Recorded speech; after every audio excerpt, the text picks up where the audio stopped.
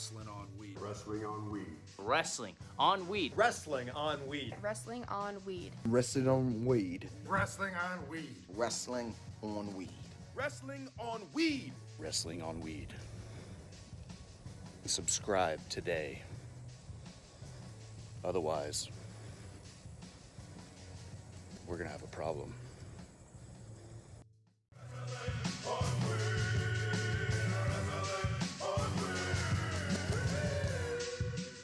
It's time for the Blunt Ratings. If this is your first time tuning in, this is how the Blunt Ratings work. We take each show and break them down into 5 categories: matches, promos and backstage segments, storytelling, commentary, and the crowd. For each category, each show can get up to 5 blunts. The average score of those 5 categories stands as the official Blunt Rating. Those are the rules. Now let's get right into tonight's edition of the Blunt Ratings. We want the smoke. Talk to him. We want the smoke. We want the smoke. Come on. We want the smoke. Hey, we want the smoke. What is going on, ladies and gentlemen? Well, let me make sure I got this turned off. I think I got some feedback. What's going on, you guys? Your boy, Mr. HD, back in the building with another episode of the Blunt Ratings. I was like, why am I hearing myself? Sorry about that, guys. I'm hearing Sorry about that, guys. There we go. We fixed it.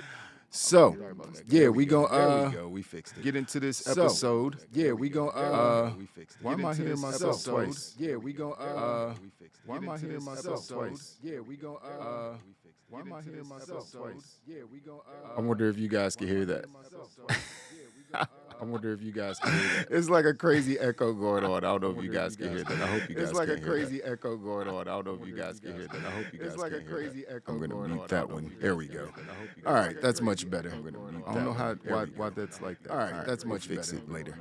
So what's going on, guys? We got to talk about this. So what's going on, guys? We got to talk about pretty damn good episode of Dynamite, the Grand Slam, the Dynamite edition of Grand Slam. The Grand Slam. 5 really good matches. Like, I heard some people talking about the matches last night and this morning. I heard some people talking about the matches last night. You know, some people just didn't make, people, I guess people don't want to be too hard on some of the matches or whatever, but there was some things that I didn't like about the show overall. And, we're going to talk about all of it. There was a lot of things that I did like. We're going to talk about all of it. But we're going to do this episode of the Blunt Ratings like we do pay-per-views. We're gonna do this episode of the Blunt Ratings like Blunt Ratings because it's more like a pay-per-view than anything else, than a regular episode like a Dynamite or Rampage. So we'll start at the top of the show. We'll start at the top of the show. So the show started off with Claudio Castagnoli and Chris Jericho. Obviously, Chris Jericho is trying to become an 8-time world champion, becoming the Ring of Honor world champion. So he's going up against Claudio, who's the current champion.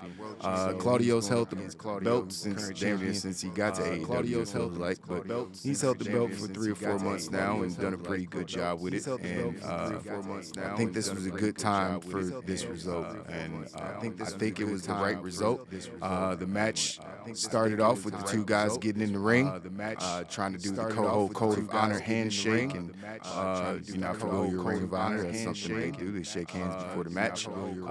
And Jericho wasn't with it. Jericho basically just slapped Claudio in the face, and Claudio was obviously pissed off about that, so he just literally attacked Chris Jericho, started uppercutting the shit out of him, tossing him all over the place.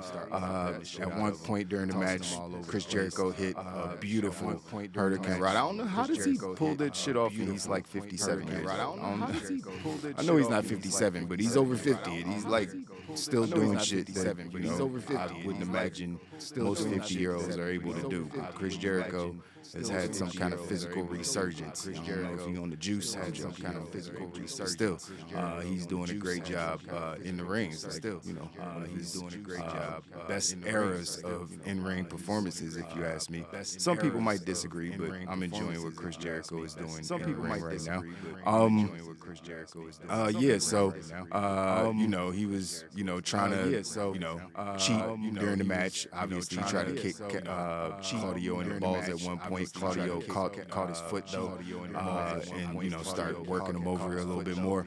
But at one point, Aubrey Edwards, who was refereeing this match, she almost took a bump but from Claudio, and she was distracted. And this is where the show kind of just, I kind of started getting annoyed. It wasn't in this specific moment, but it was just like, it hit me a little bit. And then it got worse in the next match, and then the next match, but then it got worse. Let's just say there was a lot of ref bumps and a lot of ref gaffes during this show. I think AEW probably needs to hire some new referees. I know this is all scripted, but I'm just saying, like, they did a really good job of making their referees look stupid during the entire night. But the match did get some "This Is Awesome" chants because these guys were going at it. Jericho tried to put the walls of Jericho on Claudio, but Claudio kind of rolled through. Claudio, got him in a wrist lock and stomped Jericho in the jaw, kind of like Daniel Bryan be doing. Claudio then picked Jericho up and hit him with the giant swing. Everybody was counting. The crowd was kind of swing. There's like some of them were counting, and then some of them were like, chanting. I don't know. It sounded like a mess. It sounded like they gave up halfway through. Or they were just counting off beat, or they were just counting seconds instead of. I don't know. Well, it just sounded messy. But anyways, he did the giant swing or whatever. But Jericho grabbed his baseball bat when the ref wasn't looking and tried to hit Claudio with the bat. Claudio stopped him, and the ref saw him with the bat, so the ref took the bat and threw it out the ring. But when the ref had her back turned, that's when Jericho kicked Claudio in the nuts. Finally got his nut shot in. So, and then he hit him with a Judas effect and got the 1, 2, 3 to become the new Ring of Honor heavyweight champion. I think it was it's giving off a delayed echo. Sorry about that. Let me, boom. Did that? Thank you for that. I think that might have fixed it. Hopefully that fixed it. I just looked down and saw that the audio was coming out dual channels. Sorry about that, guys. Chris Jericho's new Ring of Honor heavyweight champion. Shout out to Dave. Appreciate you sliding through. My guy was cracking. Wild Nation in the building. You already know what it is. Hopefully people don't scurry off because the audio is bad. But yeah, we got that fixed. After the Jericho and Claudio match, we had the AEW World Tag Team Championship match. Now this, again, is another situation where I was just like, it's like a couple little issues with the way this played out. But match star Bowens tried to get a single leg takedown on Keith Lee. Keith Lee showed off in this match, by the way. But Lee blocked it, and then he just started tossing Bowens around all over the place. Keith Lee hit a Hurricane Rana at this point, early in the match. That's when you knew the shit was about to be crazy. Swerved, tagged in, and then hit the Acclaim with a couple drop kicks. Caster power slam Swerve at that point. Then Caster hit a sick brainbuster on Keith Lee. Yeah, you heard me. He picked up Keith Lee and hit a sick brainbuster. Caster is like deceptively strong as fuck. Like, I don't think we give that guy enough credit for how powerful he actually is. Bowens then tagged in, and he ran wild, beat everybody up. Swerve kicked out, or Swerve hit Bowens with a knee. Bowens then hit a buckle bomb on Swerve, but Lee was there to headbutt Bowens. Then Keith kind of threw Bowens over the top rope, and he landed like right on the ring ramp, which looked like it sucked because he landed right on his back, and it was, that surface was hard as hell. There was no padding out there, so you just heard the thud. That was kind of crazy. So at that point, it looked like, Caster, might have been out of, or Bowens might have been up out of there. Keith Lee tried to hit a moonsault off the second rope, but then Caster moved out the way. Swerve grabbed the Acclaim's boombox at one point and then tried to hit Caster, but he moved out the way and he nailed Keith Lee. And that's where, all the drama happened where they were trying to build the drama. Then there was some more drama during the match because, Swerve got caught Caster in the face with a drop kick. Caster came back, hit him with a suplex. Caster went up to the top rope, and the camera cut away from him, and then you just heard the crowd go, "Oh!" and then they cut back, and they were saying that he hurt his leg, like Caster hurt his leg, and I was like, "What the fuck?"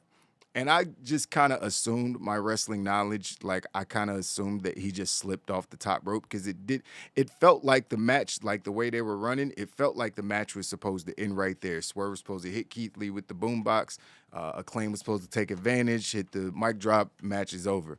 And then Keith Lee and Swerve do their thing. But the match didn't end there because they had to call an audible because he slipped off the top rope, and then he just got down. They continued to do a couple more moves, that was that. Swerve did do a 450, splash, flippity splash onto the Acclaimed at one point, but yeah, it was kind of a mess, like as far as the end because of that move being botched or him slipping off the rope, but we got the ending that we knew we were gonna get. So it was cool, but I ain't gonna lie. Like, them not putting the belts on them at All Out combined with the finish not being at the height of the match, because the height of the match was when Swerve hit Keith Lee with the boombox, and everybody was like, "Oh, no, that's how it's about to happen. He about to win." And then when he slipped off the top rope, it was just like, oh. And they tried to sell it as he hurt his knee. He played it off like but then he was running around doing moves, and then he did like a double suplex or some shit. Like his leg wasn't hurt. Like, he just slipped, and they didn't catch it on camera, which is good. You know what I mean? So they were able to tell the whole he's hurt story and call it audible or whatever. The live crowd saw it. I'm sure there might be footage of it at some point. Because that looked like it was about to be the end of the match, but it wasn't. So it was kind of like oh, here we come. What the fuck? Damn, we just built up to that moment. All right, let's, okay, all right. So we're clapping. They're streamers. But it kind of just deflated the ending a little bit. That combined with the fact that, they should have won this shit a couple weeks ago, when the heat was like at an all-time high, But everybody still loves the Acclaim, so it worked. So after that, we had a segment where who came out first? Tony was trying to interview Wheeler Yuta, and Wheeler didn't get that many words out, which ultimately was good because Lord knows. This segment was terrible for him. I ain't gonna lie, because MJF's music hit, and I think this was it might be a tie. The crowd was crazy for a couple moments on the show last night. MJF, the pop he got was nuts. You know what I mean? It's like they in New York, they had Arthur Ashe, so obviously he's near his. He came out doing the whole MJF thing, like. He wasn't running down the audience. He basically was like, "Yo, this threw me off a little bit," but he was like, "Yo, these people love me." He just interrupting Wheeler Yuta and Tony Schiavone. These people love me. Look, I'm, the devil is here, and they worship the ground that I walk on, which makes you all devil worshipers. I was like, nope. That's not, don't do that. That's not how you get heat. That's how you get go away heat. No one wants to call themselves a devil worshiper, even if it's for a jokey joke and kayfabe. Nobody wants to do that. So you're on your own with that one, buddy. You know what I mean? You're trying to get people to boo you. I don't know if people are going to boo you or they just going to look at you awkwardly now. Like, this dude serious? It's like, a little too far. I think he might have took things a little too far with that one. But he got funny again because he was like, these people love me. They would let me spit in a cup and they would drink it, and they would all the guys in here would definitely let me sleep with their wives, but I wouldn't because I have standards. I was like, that's the MJF I know and love. That's what I want to hear. I don't need devil worshiping on my wrestling TV. I don't need that. So, you know what I mean? So, it was what it was, but he basically destroyed Willer Yuta on the microphone. Like, Willer's trying to, like, you know, I guess talk shit to him, and MJF's just like, yo, your boys are not fighting for, you know, the AEW championship tonight. They're fighting to lose it to me. I was like, damn. But, you know, Willard said some shit in a very robotic voice. He was like, Max, you got a bunch of catchphrases. You got more catchphrases than friends. You got engaged recently, right? I was like, where's this going? That's all I'm thinking. He's like, yeah, she's smart. Maybe too smart, because maybe she's already figured out that you're a piece of garbage and she's going to walk out on you just like you walked out on all of us. Somebody tell me how that made sense. Somebody tell me how that made sense. You got engaged recently. She's smart. What, did you have a conversation with her, Eula? You just said he got engaged, which means you're saying she's smart for getting engaged to Willer. Is there a rumor that they're getting unengaged or something? When did you find out that maybe she's already figured out? Nigga, how is that a diss? Clearly she hasn't, because she just got engaged to him. She didn't think he was an asshole before last week. She don't think he an asshole this week. What are you talking about? And he said it in the most dry, robotic voice possible. It was just like, oh, man, this isn't good. Why they put this dude out here? With MJF was like, yo, congratulations, bro. You went from paint drying, the personality of paint drying, to a personality of a pet rock. I was like, damn. Damn.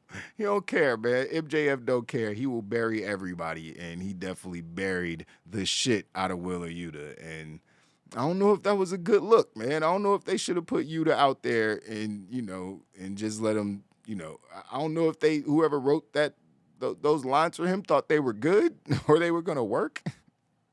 But not against MJF, man. You can only put him out there with the best, man. I'm sorry. You can't put this. That wasn't a fair fight. Tony Schiavone, you know, at one point, MJF was like, he said some rude shit to him. Oh, he said something about William Regal and how Willer could learn how to pop pills from William Regal. I was, too far, man. Stop it. And then Willer headbutted him or whatever, or Willer punched him in the mouth, and MJF got up and headbutted him, then shoved Tony Schiavone down, and you know what I mean. That's when Willer tried to get back up and help, but W. Morrissey came out. Obviously, he's with the firm. They got MJF's back all day, every day. So he came out and kind of just, you know, bullied everybody that was out there, all the security guards that had came out to help Tony Schiavone or whatever. So, yeah, cool little segment for MJF, not for Willer Yuta. It was a bad segment for him. But after that, we had the AEW All-Atlantic Championship on the line between Orange Cassidy, freshly squeezed, you already know, and the Bastard Pac. And I don't know why people are so confused about Pac doing heel shit. His name is literally the Bastard. That's not the name of a babyface. His name's the Bastard Pac. So, yeah, these guys had a match. It wasn't like the match they had a couple years ago, but it was still a good match. It was entertaining as shit. Cassidy, he did the pump fake this time, though. He act like he was going to start the match off slow, like he was going to do his normal routine, and then he just, like, came out like a bat out of hell doing his whole Cassidy thing, double-footed drop kicks and kip-ups and all that shit. And then he slowed it back down and start doing the what do they call them? The most devastating kicks, in I don't know, something like that. You know, basically tapping Pac on the shin. And Pac's sitting there like, yeah, come on, give me some more. And I'm like, oh, God, this is so goofy. But then Cassidy, you know, tried to catch Pac off guard by turning up one more time, but Pac was ready. He hit him with a double drop kick, and these guys start going at it again. The match was pretty decent. Like, it was a regular Pac and Orange Cassidy match. These guys do what they do, but the match kind of turned around when Pac got outside the ring. They both were outside the ring, and Pac grabbed the ring bell, the timekeeper's bell, the gavel for the timekeeper's bell, and he kind of shielded it from the ref so she couldn't see it or whatever, and then he got Orange Cassidy, and he nailed him in the face with it, and at that point, Orange Cassidy was out. Match was over. He threw it down. The ref never saw what happened, but Orange Cassidy was out like a light, and Pac just threw him in the ring and pinned him 1, 2, 3, and retained his All-Atlantic Championship. Surprised the hell out of me. Definitely thought that Orange Cassidy had a chance to win this, but I'm not mad at the decision they made. Pac still being the double champion. But I wouldn't have been mad if Orange Cassidy won that belt, man. I don't think Pac needs to be a double champion at this point. I think them having the trios championships is it works. Because is he going to be on TV twice? You know what I mean? Every week? Like, are you going to put him in trios matches or are you going to put him in singles matches? It's like, it's already hard enough to get everybody on TV. You know what I mean? When Pac has a singles match, does that mean that the Lucha Brothers aren't going to be on TV? You know what I mean? Like, what's the point of putting the trios belts on them if they're not going to have trios matches? And I don't know. It just seems like this isn't the best time with the roster the way it is to have a double somebody walking around like they Roman Reigns. Like we see the problems that caused in WWE. So, although, minor problems in some people's estimation, but still a problem nonetheless that there's no main title on Monday Night Raw. So they shouldn't be creating the same issues in AEW, but seems like they want to make all the mistakes. So it is what it is. Not that having Pac with the belts is necessarily a mistake, but you guys understand what I'm saying. After that, we had Fatal 4-Way for the interim AEW Women's Championship, which is held by Toni Storm. She'll be putting it on the line against Serena Deeb, Athena, the Zombie, and Dr. Britt Baker, DMD. She's out there with Rebel. This match was good, man. The most impressive person during the match to me was Serena Deeb. I really wanted her to win the match. I knew she wouldn't, though, because they love Toni Storm. A lot of people love Toni Storm. I love Toni Storm. She's great. But Serena Deeb, again, I'll say it again, just like I said on predictions yesterday, I feel like she deserves it more than anybody else in this match. More than Athena, more than Britt Baker, more than Toni Storm. I felt like Serena deserved it, and she showed why in the match. Like she had, I feel like she did the best wrestling in the match, even though Athena had a pretty cool strong woman spot where she picked up, which, it's like kind of like a Braun Strowman or a fucking Otis move or some shit where she got one girl picked up like this and then she got another one on her back and she's walking around, stepping around. Like, I was like, damn, I don't know if I knew she was that strong. So that's pretty impressive. Then she slammed both of them. But, the match was the match. You know what I mean? Everybody, Toni Storm hits the rear end, the rear views or whatever it is. I know she calls it something different, but, that's always a move that I'm sure 80% of the crowd wouldn't mind taking. Shout out to Toni Storm.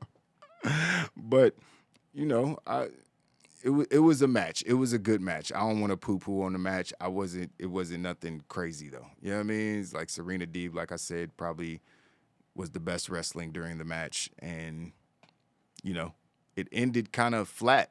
You know what I mean? It was just like Toni Storm won, but I don't know. She just won with a rose. Like one roll-up happened. That didn't work. I don't know. It was like kind of a flat ending. You know what I mean? It's like, so I don't know. You know what I mean? She DDT'd Athena, you know what I mean? Then cradled Baker and pinned her. And I was just like, oh, okay, that's it? Well, that's it then. So there was like no kind of climax at the end of the match to where it built to it. It just kind of ended a little flat. But and it was like not a surprise at who won. So this match was good as far as the in-ring performances. Britt Baker got busted up one time. They botched a move. I think Athena dropped her on her face. No, maybe it was Toni Storm who dropped her on her face. But yeah, they botched the move and she landed like splat right on her nose, and she got up and was clearly busted open. But just like before, anytime Britt Baker bleeds, she plays into it and creates some pretty cool visuals, staring into the camera with all the blood on her face and shit, trying to be the new Becky Lynch and all that. You know what I mean? So, it was what it was. KGM say Toni Storm is overrated. I think so. I tend to agree. I tend to agree. Like, what is her character exactly? I don't know. Like, she looks really good. She's beautiful and she can wrestle, but it's like there's something missing. You know what I mean? It's just I don't know what it is. I don't know what it is, but it just feels like there's something missing with Toni Storm. You know what I mean? As far as her overall character work and things like that. But, you know, it is what it is. I love Serena Deeb, especially as a heel. She doesn't get enough, enough attention or enough love from me. And Britt Baker is obviously great at character work and decent in the ring. But then after the match, all the heels decided to jump the baby faces and beat them down. So somebody's music hit. Just heard some brand new music, saw some purple lights and stuff, and then all of a sudden Saraya name popped up, and I'm glad it didn't stay there too long and make me have to guess who it was, because I was like, Saraya, who the fuck is Saraya? I honestly, dead ass, I thought that it was like some Japanese wrestler or something that people do. But then 3 seconds after the name popped up on screen, that's when the former Paige walked out looking good as a motherfucker.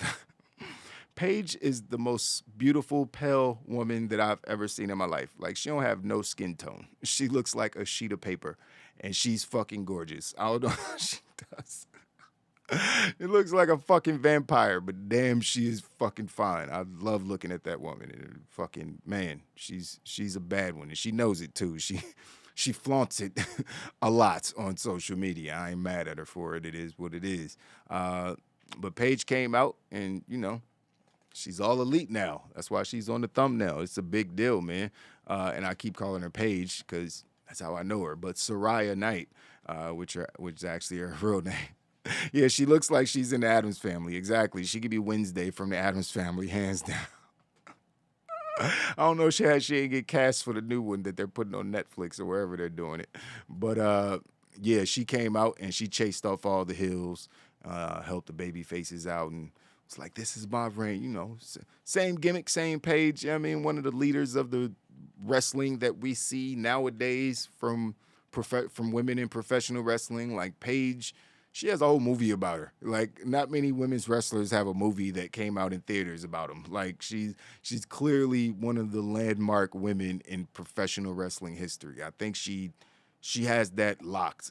Like, she was before the Sashas and the Naomis and the Charlottes. Like, they have to give her props for even being willing to come in and be like, yeah, I see all these big titty blonde bitches, but no, I'm doing me. You know what I mean? Her and AJ Lee and, coming out in their chucks and all this shit.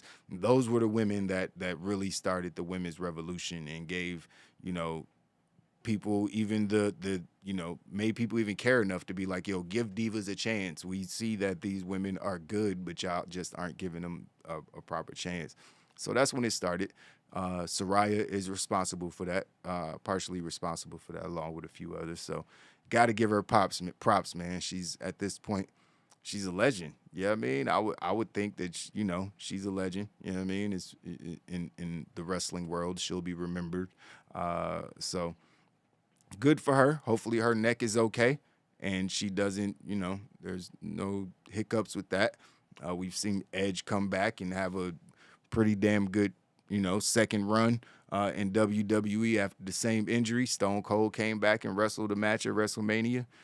Got pretty physical, and he's an old man. So I don't see any reason why Saraya shouldn't get a second chance to do what she loves to do and take part in a culture of women's wrestling that she kind of ushered in my opinion. So, yeah, good for her, man, and hopefully she stays healthy. Those are the pop she got. That's why I said MJF might not have got the best pop of the night, because this pop was insane. The crowd was nuts when she came out, and man, it was good to see. I was happy for her because she's been begging to get back in the ring. You know what I mean? She couldn't wrestle when she was in WWE. They made her quit Twitch. They was just like, sit in the corner and don't talk. You know what I mean? It's like, damn, man, like, nobody wants to live life like that.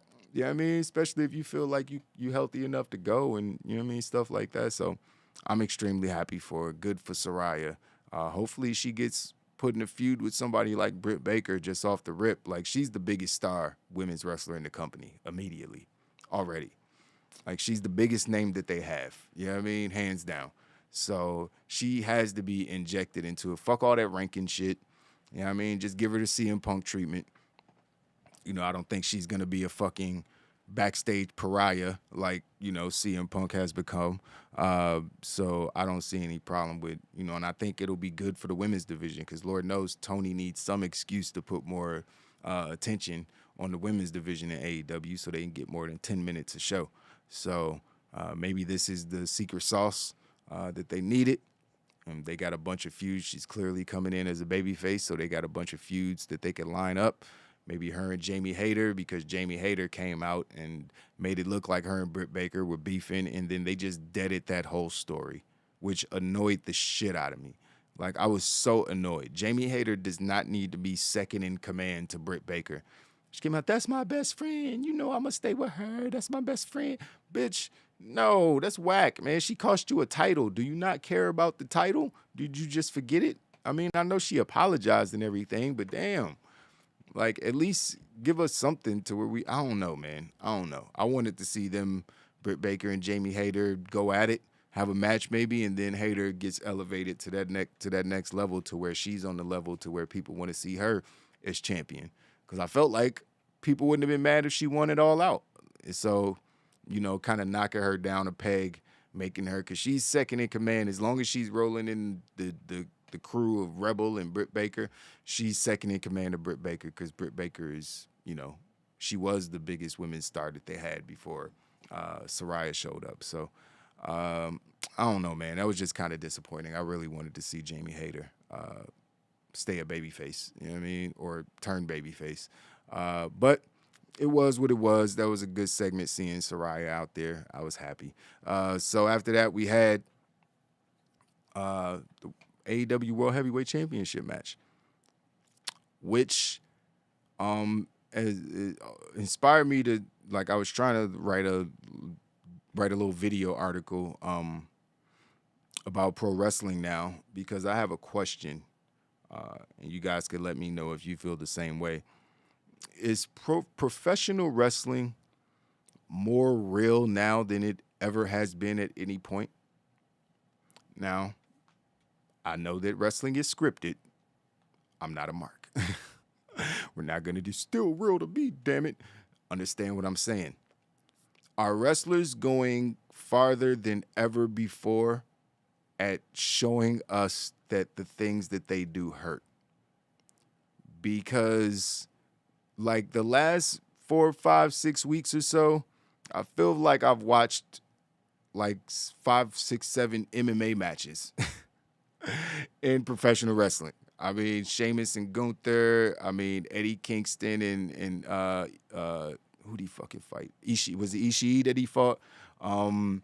It's like these matches are becoming ridiculous. Every match that Daniel Bryan has, let's just be every match that Daniel Bryan has, is ridiculously physical. These matches, like, no one's going to look at these matches and be like, oh, yeah, that's fake. How could anyone look at this match last night and be like, oh, yeah, wrestling's fake? There wasn't a whole lot of wrestling moves, like, unless a drop kick to the fucking face is a wrestling move. Like, these dudes, man, Daniel Bryan, he might have elevated himself to having Gunther, Walter still got the best chops. I ain't gonna take it that far. But Daniel Bryan's chops are ridiculous.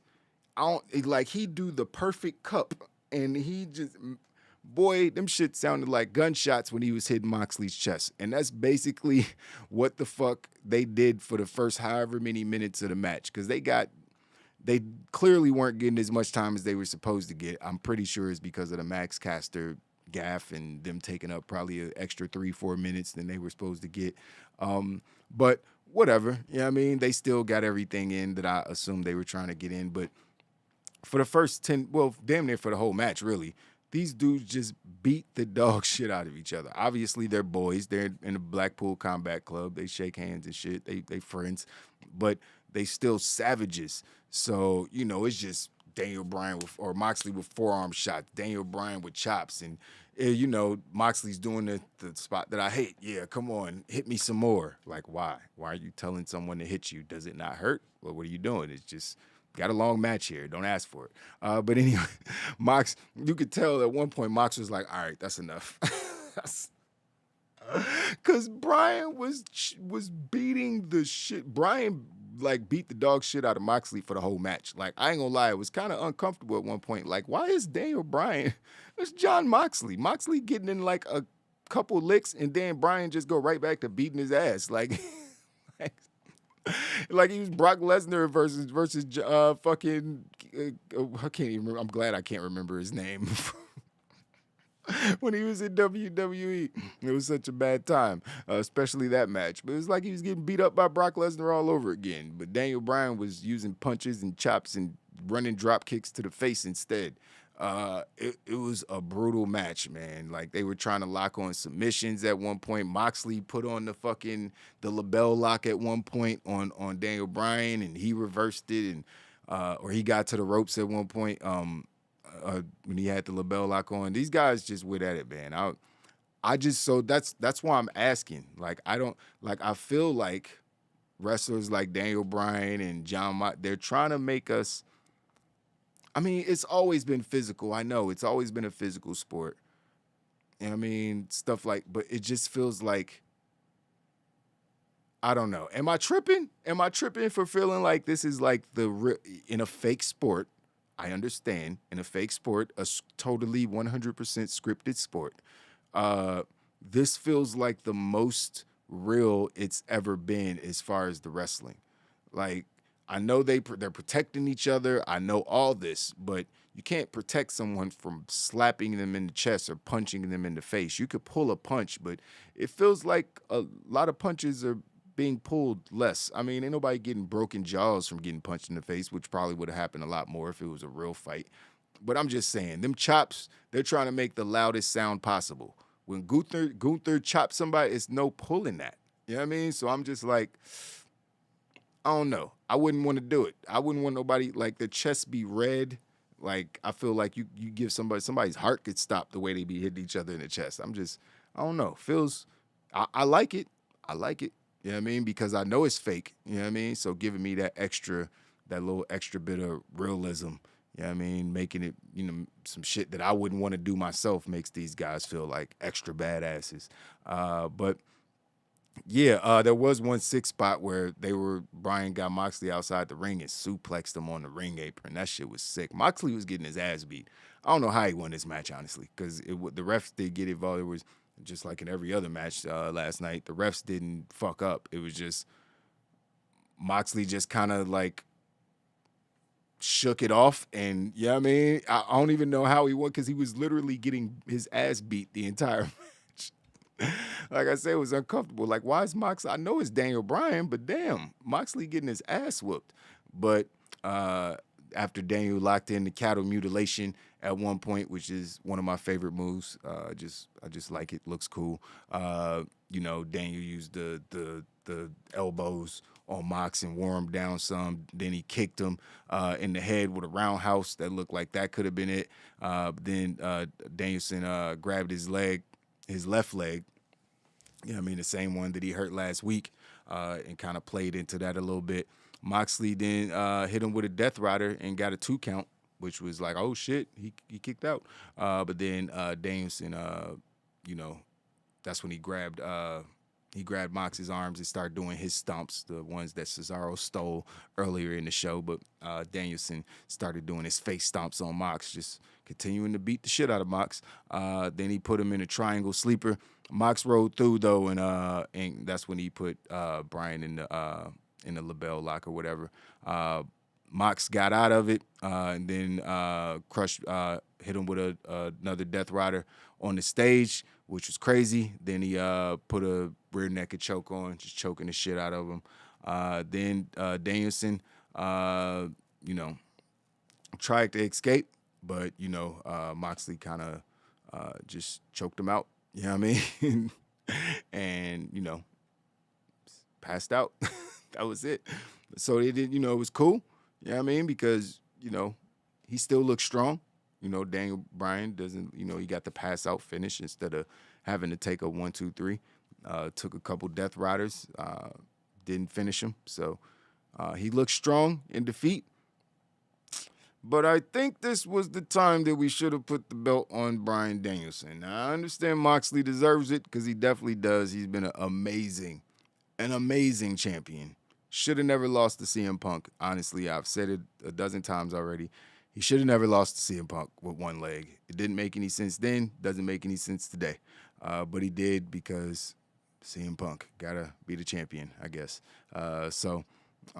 Was what it was, but maybe this is a correction, just them correcting things. Eventually, he's going to have to put over MJF. MJF better cheat because that's the only way I see him actually beating Moxley in a wrestling match. And I won't care as long as MJF eventually gets the belt. He should cheat. That's how that would be apropos for MJF.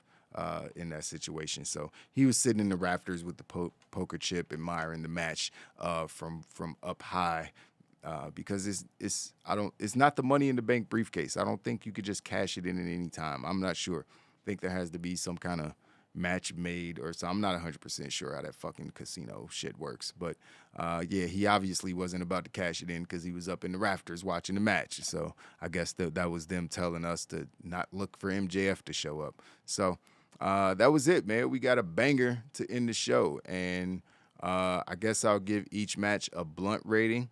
Claudio and Jericho, I thought this match was really, really good.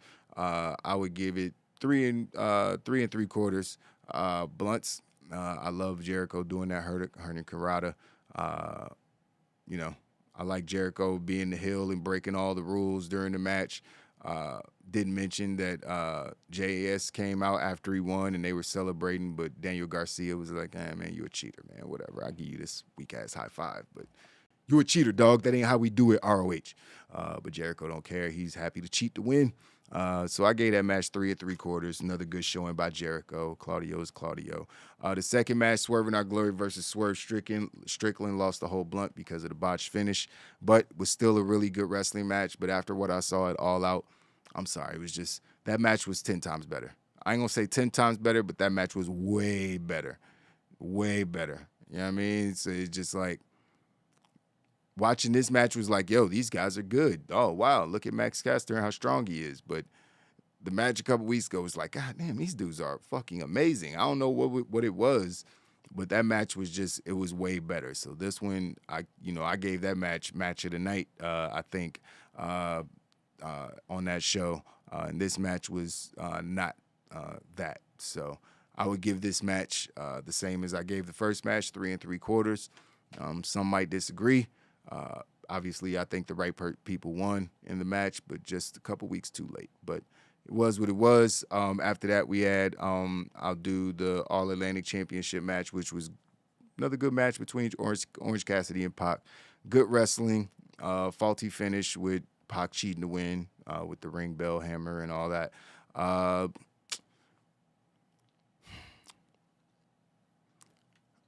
I'll give this match 4 blunts.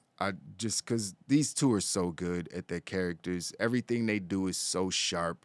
Like, you're rarely ever going to see these two botch something or not do something that looks extremely crisp.